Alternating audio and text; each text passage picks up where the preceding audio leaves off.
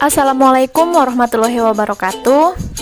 Perkenalkan, kami dari kelompok 8 yang beranggotakan Alif Ilham Adha, Chandra Ayu Safira, Siti Badrotil Hasanah, dan Ismi Nur Azizah. Kali ini kami akan membahas mengenai akulturasi Islam dengan budaya dalam pranata sosial. Untuk yang pertama yaitu terkait pengertian akulturasi.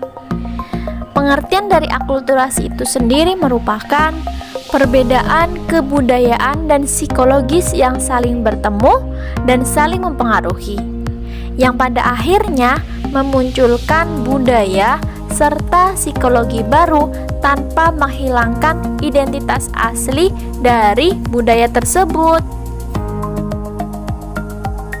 Yuk kita lanjut ke faktor yang mempengaruhi akulturasi. Menurut teori yang dikemukakan oleh Redfield, ada 3 faktor loh. Yang pertama yaitu kontak. Kontak merupakan suatu pertemuan antara dua kelompok budaya atau individu yang secara bersama-sama untuk melakukan secara berkesinambungan dan langsung. Akulturasi ini dapat dikatakan nyata apabila individu atau kelompok melakukan interaksi pada tempat dan waktu yang sama, bukan melalui pengalaman orang kedua ya. Misalnya nih, pengalaman dari orang lain yang pernah mengalami kontak langsung dengan budaya lain, ataupun kontak yang dilakukan secara tidak langsung. Nah, lanjut yang kedua ya, yaitu pengaruh timbal balik. Yang dimaksud dengan pengaruh timbal balik itu adanya respon saling mempengaruhi antara dua budaya atau individu tadi.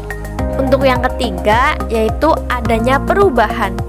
Perubahan merupakan salah satu aspek penting dalam kontak yang meliputi proses yang dinamis, dan hasilnya itu sangat relatif dan stabil. Hal ini dimaksudkan bahwa untuk mempelajari akulturasi, kita dapat melihat proses itu sendiri. Kemudian lanjut ke jenis-jenis akulturasi. Nah, menurut Bogardus ada 3 jenis dari akulturasi. Apa aja ya? Yang pertama, blind acculturation. Akulturasi jenis ini terjadi ketika orang-orang dengan budaya yang berbeda tinggal secara berdekatan satu sama lain, dan pola-pola budayanya secara tidak disengaja. Yang kedua yaitu imposed acculturation. Akulturasi jenis ini terjadi ketika terdapat unsur pemaksaan pada posisi suatu budaya oleh budaya lain. Nah, yang terakhir yaitu democratic acculturation. Kalau akulturasi jenis ini terjadi ketika representasi tiap budaya menghormati budaya lainnya. Selanjutnya, kita ke pranata sosial. Apa sih yang dimaksud dengan pranata sosial? Jadi, pranata sosial adalah suatu sistem kelakuan dalam hubungan yang berpusat kepada aktivitas-aktivitas untuk memenuhi berbagai kebutuhan khusus dalam masyarakat.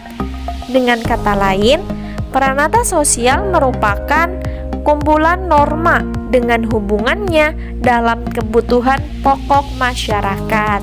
Selanjutnya, tentang ciri-ciri pranata sosial. Yang pertama, memiliki lambang-lambang atau simbol. Yang kedua, memiliki tata tertib dan tradisi, atau yang biasa disebut dengan aturan dalam masyarakat.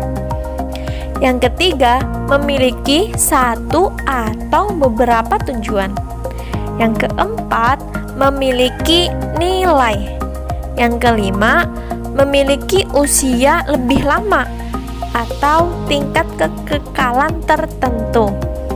Pada umumnya, pranata sosial itu memiliki umur lebih lama daripada umur manusia.